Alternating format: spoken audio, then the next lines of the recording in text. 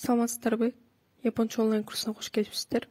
Бүгүн япон тилиндеги түстөрдү үйрөнөбүз. Биринчиси кара түс. Бул япон тилинде куроиро.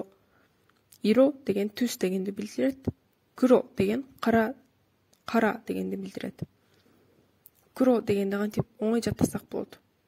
Кара деген кыргыз тилиндеги сөздү биринчи аны уга, экинчисин ого өзгөртсөк, куро деген тамга сөз келип чыгат.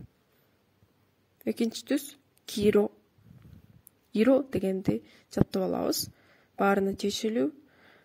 Ки дегенди биз кантип мындай жакшыраак эстеп алсак болот. Биз сары түскө ой жүгүртөбүз. Сары түстө эмне бар деп. Сары түс десе эле биз жумуртканы элестетсек болот. Жумуртка бул килкилдек зат. Килкилдек деген фразанын биринчи ки деген тамгасын алып, ушул менен жаттаганыбыз оңойраак келет. Кииро. Аоиро. Ао деген бул көк дегенди түшүндүрүп атат. Бул жакта эки эле тамгадан тургандыктан бул оңой эле деп ойлойм. Аоиро.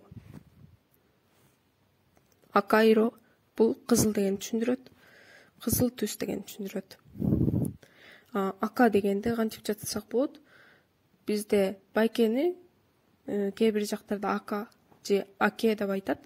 Ошонусу менен жаттап алсак болот деп ойлойм. Чайро бул күрөң түс дегенди түшүндүрөт. Күрөң түскө биз эмнени элестетсек болот? Мисалы чай. Чай бизде күрөңүрөөк түстө.